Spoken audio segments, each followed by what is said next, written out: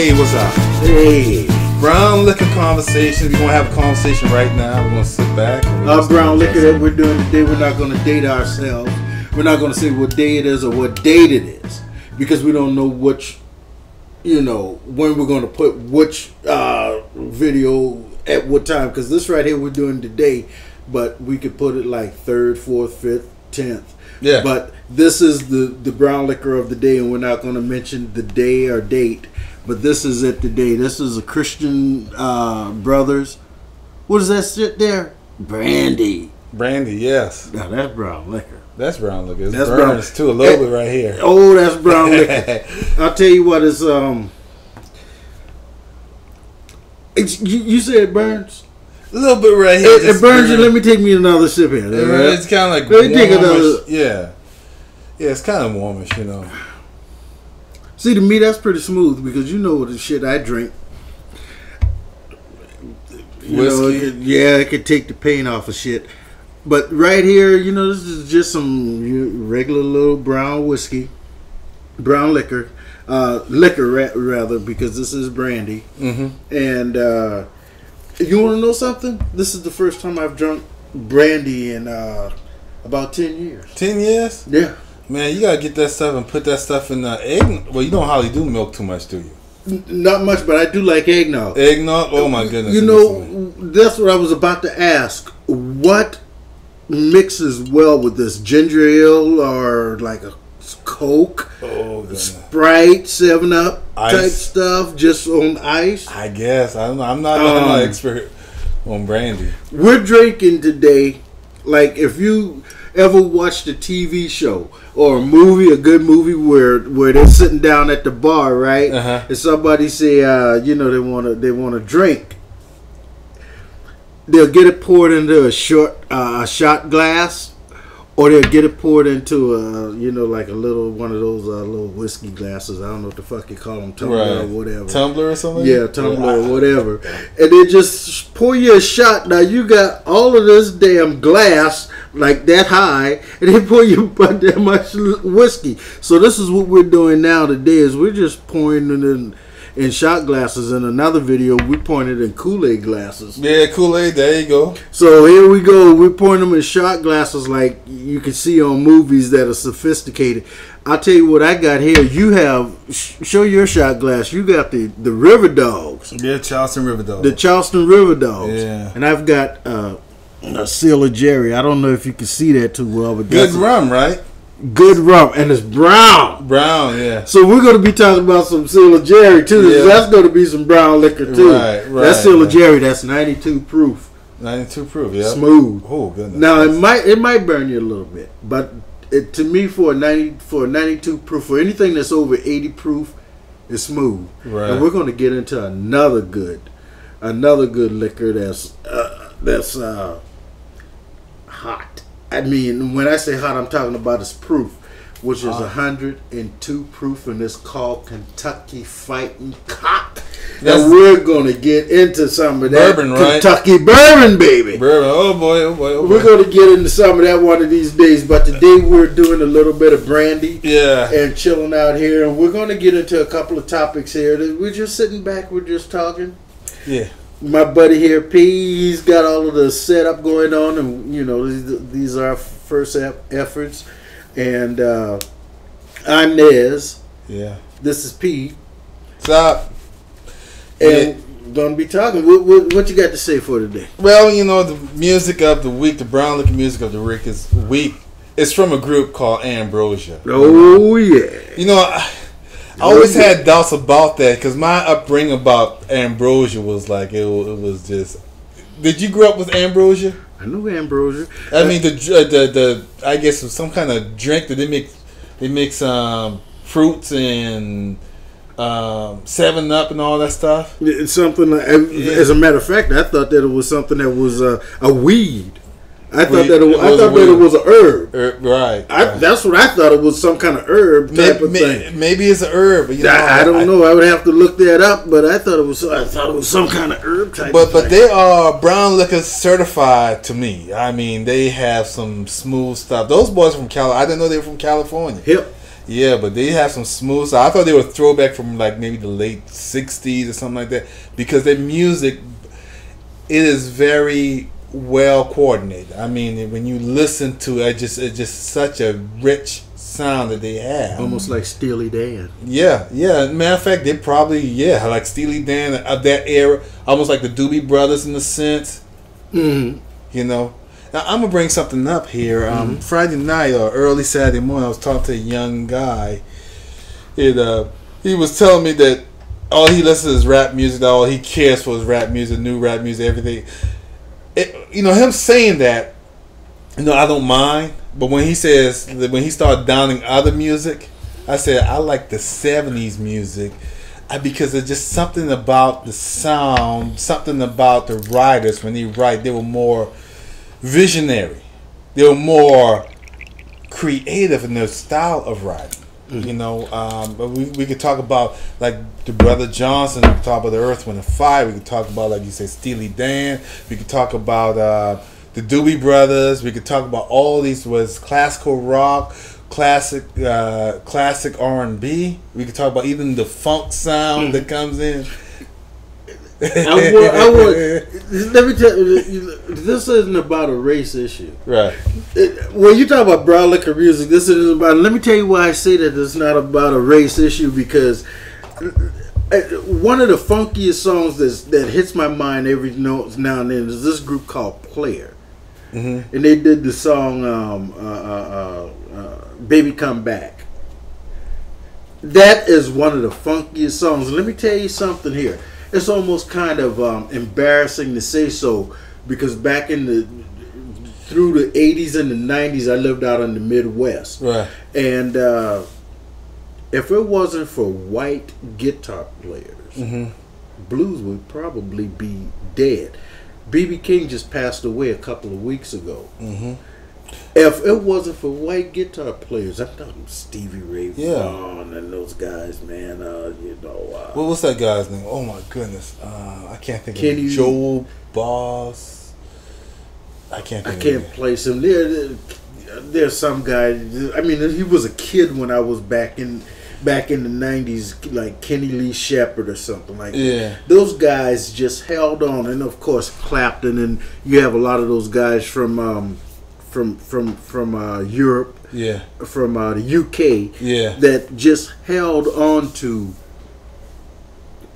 blues that was played in America back in those days, right. And they held on to that. And you still have your really, really, really great guitar players in America who still, grasp knowing the craft of their guitar and playing it. But my goodness, I still say, like you were talking about the young man that didn't want to.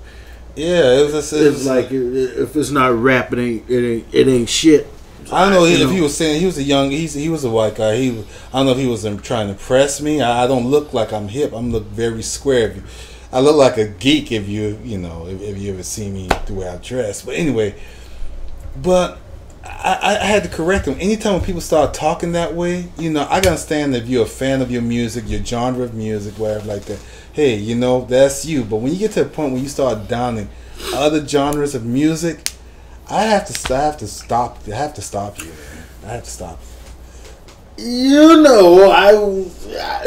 The one thing that I learned about music was my music teacher in high school, Miss Taylor. You know what she told us? What's that? In class one day, she said, you don't have to like everything. You don't have to like every style of music. She said, but you should at least appreciate it. Yeah. At least appreciate it. Yeah. And that's where something just flipped, because even before even hearing that from her, way before hearing that talk from her, MTV had just came out. Mm-hmm. Now we grew up, when we were growing up, there was Dick Clark and American Bandstand and Soul Train. Did we watch both? I tried to watch both, but I love that Soul Train, man. We watched both. There was Hee Haw at night. Yeah, Hee Haw. Yeah. There was Carol Burnett. There was all of these fucking Soul Man Caravan. Remember they used to come. right here that used to be produced right here in not Charleston, but in South Carolina. Yeah. We had those things, but I'm just saying that the very big national stuff, which we didn't have cable and internet and all of that shit to be so picky. Right. Cher. Sonny and Cher show. Sonny Cher variety show, yep. The Andy Williams show. Even the Jackson had a show. 5 show. I mean, you had all of these different shows that just came on where we didn't have no control over we did. Yeah. You didn't have to watch it. But that was the thing that was on at that particular time of the night. And they brought on the best of the best entertainers at that time during that Flip Wilson. Yeah. That were white, black, Puerto Rican. Oh, yeah. Everyone freaking. It was Tony Orlando and Don. All of that was there, and we just had this exposure. Yeah. Yeah, we had that exposure. Yeah, it was. You know what? I would not trade the time I grew up in, as far as music wise, because I still think that it was a time of such creativity. When you have someone like Roberta Flack coming on the scene, totally blowing away the stereotype of her race, of her genre of music, just coming on the scene like that. Was she the first neo-soul? Man, you know what? I'm not knowledgeable to even say that. I'm not, because we discovering so much of we going back now. We discovering so much of hidden talent, and that's the thing about it. I think music itself is going to be the thing that's going to really elevate us more than. You know, we can talk about politics, but oh my goodness, I don't want to feel depressed right now. You know, the Republicans have. Fuck them. And they may have Hillary Clinton. They have about 39 some bitches trying to vie for one spot to become the dick that I'm supposed to think about electing to run my fucking life. Fuck all of them, Republican, Democrat, all of them. Check this shit out. How about we have a drinking game when they have the debates about how many times when they mention black people in welfare? Because when I watched that 2012, oh my goodness, black people, welfare, handouts. I mean, I'm like, golly, don't y'all realize that when welfare first came out, that black people weren't even allowed to get to? That was only for white people? That the Southern Democratic Party that was at the time went to FDR and says, you know what, don't extend this to black people. White people were privileged. Yeah. That's why they were wanting it. Yeah. And you know, most people, if you ask them, they don't know that Lincoln was a Republican. You're right. Mm-hmm. Yeah, but we don't want to talk about politics because we don't want to get depressed. We will never leave the subject because we love talking about that. This is brown liquor conversation. Yeah, you know what? The conversation that we have, we would talk about 30 different subjects within probably 4-hour time on the front porch. Mosquitoes eating the shit out of you. Y'all come and join us, man. Y'all, join in. I mean, you might not be able to chime in right here. Yeah, but you could post some comments and all of that good stuff, and we will welcome them. And even if they're like fucked up and totally against what we have to say, that's what it's all about. Yeah, we don't always agree, right? But the thing that we don't disagree on, history. Right. How we interpret history is one thing. Yeah, yes. How we interpret it is one thing, but we don't disagree on the fact that this was historic. Right. You know what I mean? That something was actually can be proven historically. Right. To include politics, religion, religious type stuff. All of these different topics, and this is what how brown liquor conversation was conceived of us just sitting, like you said, on the porch for hours, and it was usually sometimes we freeze our asses off sitting out there in the cold, sitting out there with our little jackets on. Or checking on good police, high speed chase. Oh my goodness! Well, F4 250 man just cutting across and hauling ass. Yeah, man, that was fun. Trying Hotbogady-bogady. trying to get away, knowing that he can't get away now. That's why I just stay away. But these black guys get out of their cars and try to run. Where the fuck you go to run? Man, me tell you, I know. Have you ever known anybody that's been like was involved in a high speed chase? I've known two people that it was like they said that something came over them. You know, one incident was this one guy. He was in the Porsche up in New Jersey, and he said the police got behind. He said he don't know what happened. He floored it, and he was going, and he was going, and he turned off, and he ran straight into some traffic. You know, and of course when they talked with him, he said, "Well, my girlfriend's having the baby. I'm trying to get to the hospital." One police believed him. The other police saw that he was full of shit. Yeah, you know. And another one was a lady who was going down Mishaw Parkway.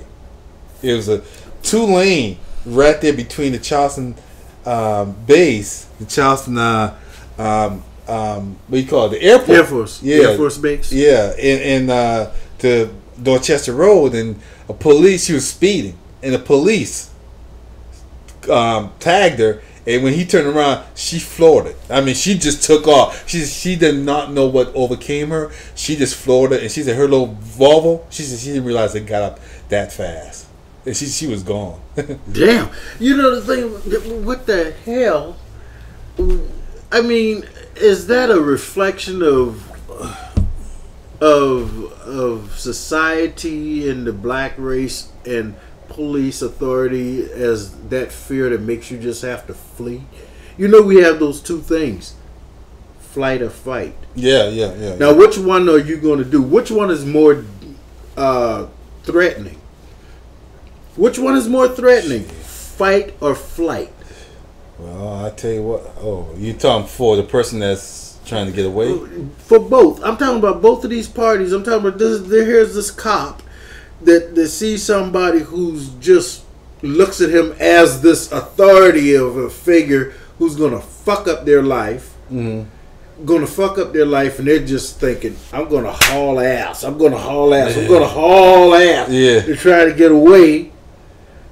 Or they turn around and say, fuck you. We're going to go. Right. Which one is more threatening? Shit. Which one is more threatening either way? That's a good question. Which one is more threatening? To the police or to the person who... You look at it both ways. If I'm a police officer, which I was. You're right. If somebody was hauling ass away from me, something in me is going to be saying, I don't want them to get away. Something about them I got to go and track down. Right. But another thing is saying to me, as long as they're hauling ass away from me, there's really no threat. Right. But there's still a concern. Right. They turn around and put up their dukes. Right. Now I got to do something. Which one is more threatening? Now, this person who is hauling ass away from the cop. I think the guys that's going to fight. I guess the guy come back that's going to challenge you. If exactly, that's what all of this that's been going down here in the last year and some change. We're talking about, what has been deemed as white cops or whatever. Cops in general, because cops in general. I'm going to say that because I know of a lot more cases of cops shooting white guys too. They just don't make the media like the black ones. But I'm going to bring up some of that shit. Because there's one in particular that I. Well, there's one in Florida. Yeah, but one in Florida, guy answered the door and got blasted. Oh my goodness. Yeah, that's one I got to look at. Well, this is what I read. Like maybe close to 400 people has been shot by cops so far this year. 400 people. Just think about that. About How many of them were unarmed? I don't know. But then it's also a record of cops being killed too. So what is going on here? Cops getting dusted. People getting dusted by cops. It's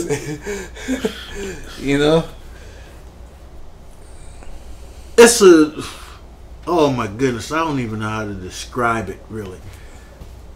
it's taking a while for me to be able to describe what is going on, because they're even saying right now that the Baltimore cops aren't even trying to police anymore.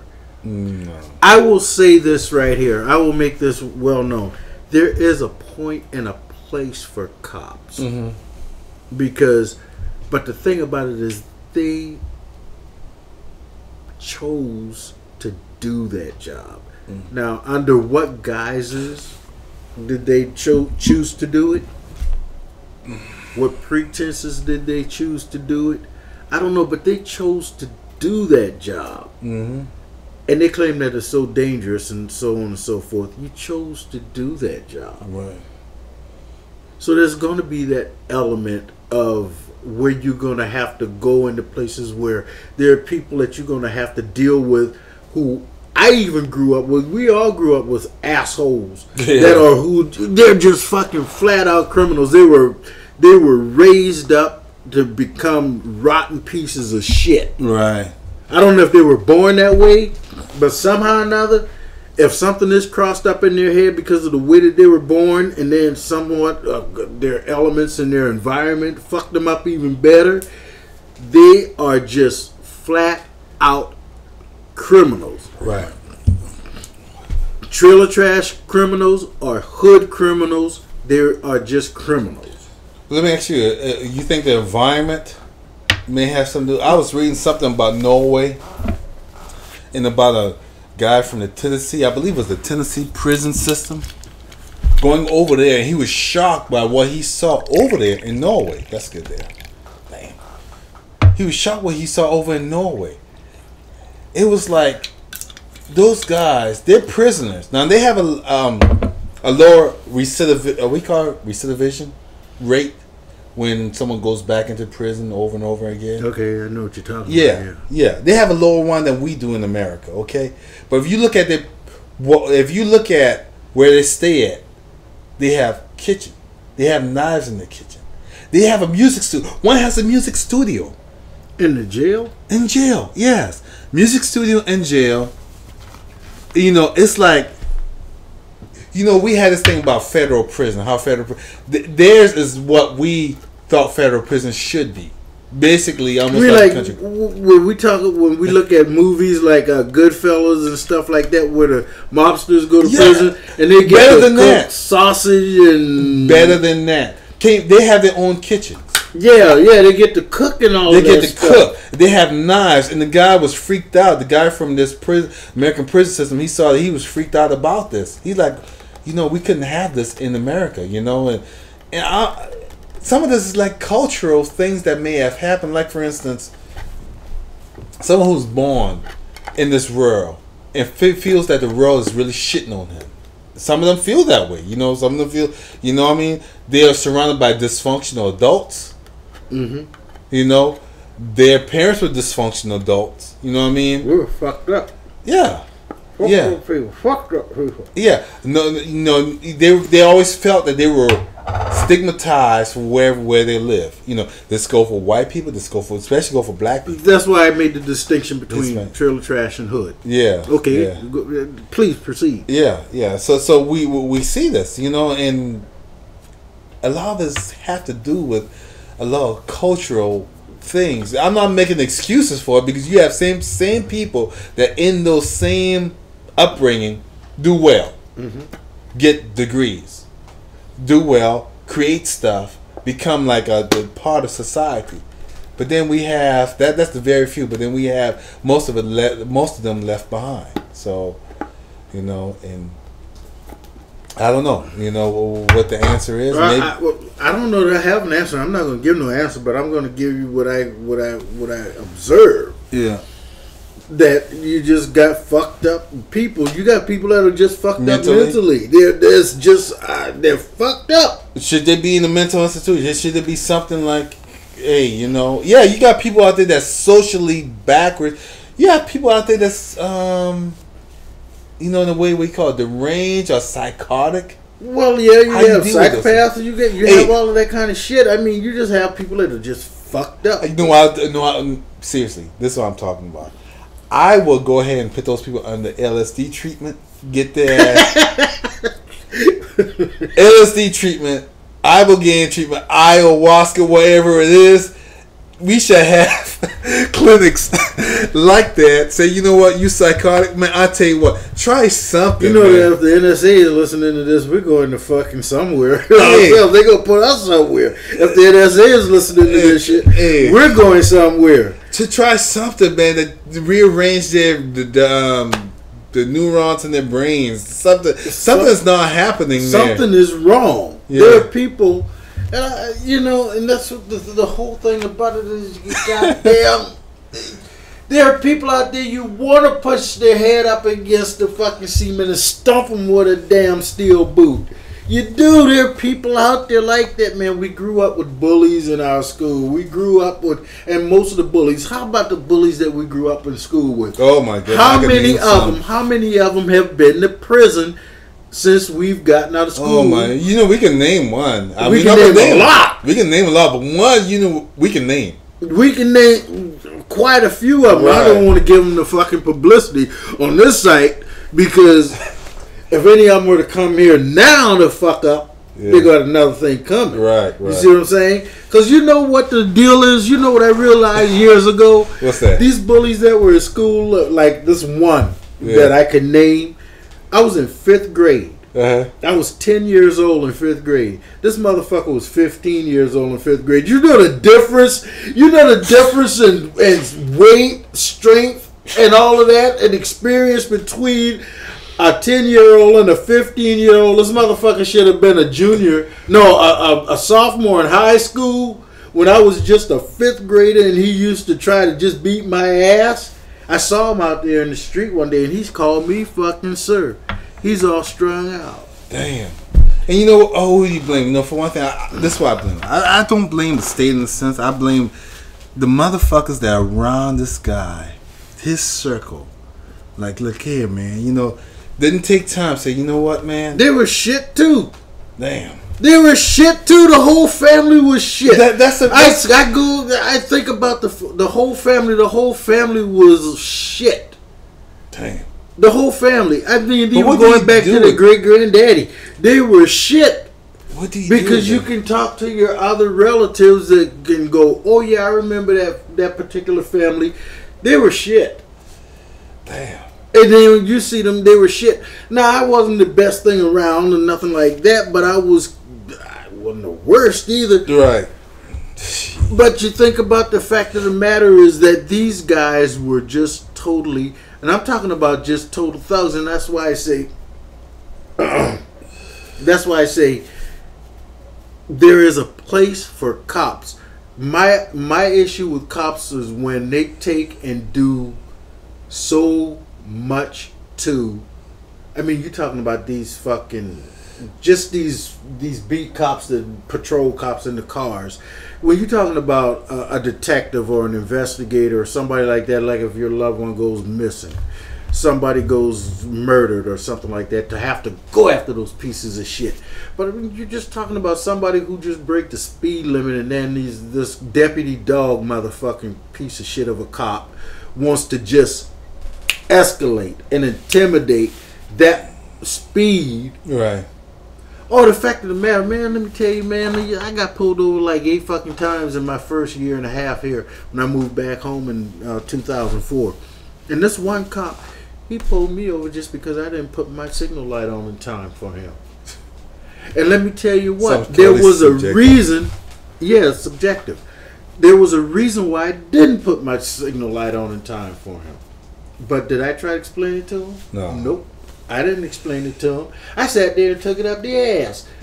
Because guess why? Because he called him back up, who I saw out of my rear view mirror, which was a female cop, coming out with her jammy like this right here. Where the fuck am I at? Coming out with her jammy like this right here up against the side of my car like she's ready to put something in my ass. So I just sat there and just gave into it. Let me ask you a question, man. What you got in your hand? This right here? Yeah. This is pipe tobacco. I don't know if I can get a good. Yeah. I see you kind of like you were tapping it like it was like lit. No. I was tapping it to try to get fuller down to the bottom. Oh, okay. I was trying to tap it. This is pipe tobacco because I smoke pipes. Right. But sometimes it's hard to keep them lit. Sometimes it's hard to keep a pipe lit. It fights you. Right. And I don't have a decent pipe lighter. Right. So when I tip it over, I burn the fucking side of my thumb. And I got this blister on my thumb. So I bought me a roller. Right. A cigarette ejector. I bought a cigarette. I bought a cigarette ejector. Okay. I'll stop.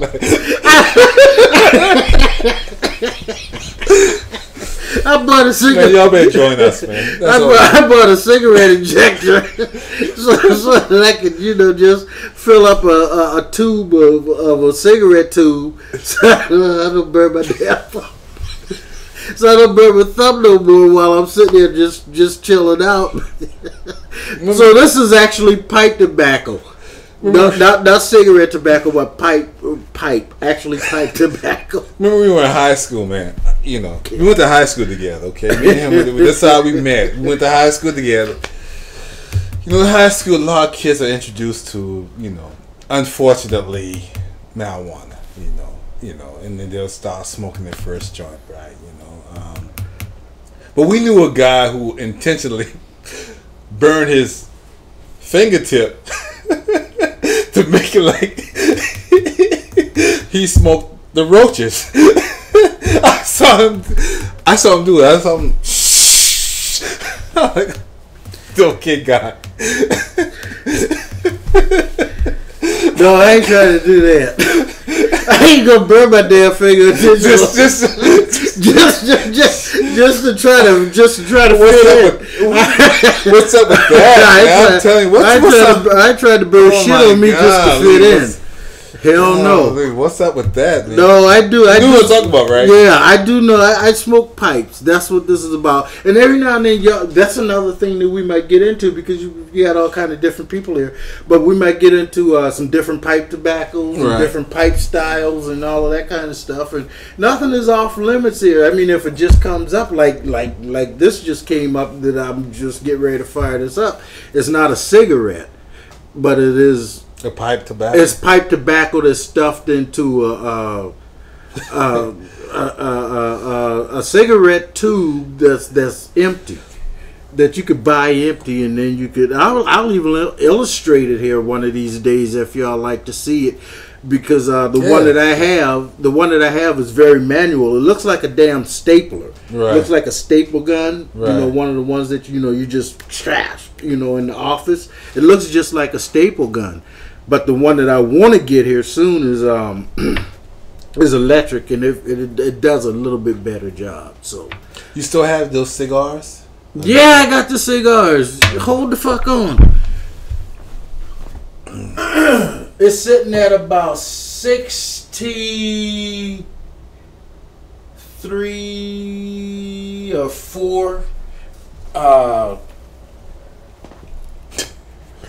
The humidifier is sitting on about 63 or 4. What, humidity? Yeah, humidity. The degrees or whatever it is, the humidity degrees. Do you listen to that cigar show? That is a good cigar show. No, I don't listen to the cigar show. That's a good. This is my little humidifier. I just bought this thing. They said this thing here was like about $157 value. The humidifier here that I got from Cigars International. I don't mind giving people a plug. Especially when they said that this thing here costs like $157, and I got it for $29.99. Right. And it's got the humidifier thing there, and it smells came with good. Smells good. It came with 10 different cigars, and I think I smoked 3. 1, 2, 3, 4, 5, 6, 7. Yeah, I smoked 3. I smoked 3 cigars so far, and they come with a sampler, one of each kind of cigar, so that you could. Just kind of get a taste for what you like or what you don't like or what you would like to like or something in between. But this is pretty cool. And you got to keep it humidified. And I think I've been doing a decent job for a new. Do you have to keep it in the plastic for that? Or? Yeah. They say to keep it in the plastic. Some of the people say to just keep it in the plastic. Some people who smoke a lot regular, because I don't smoke cigars that regular, but for those who smoke it regular, you can take it out of the cellophane. But the cellophane, this plastic, which people call plastic, it has pores in it. If you don't realize that. I didn't realize that. This does have pores in it. Wow. So you can keep it in there. That does have pores. So if you want to get into it, Cigar International has this deal going on where it's just this little tiny humidifier. You could put about 40 of average size cigar in there, and you have your humidifier. And I put a little damp cloth in it, and I keep rotating it out so that it can keep at a very steady, humidity rate. Mm-hmm. But yeah, I do have my cigars too.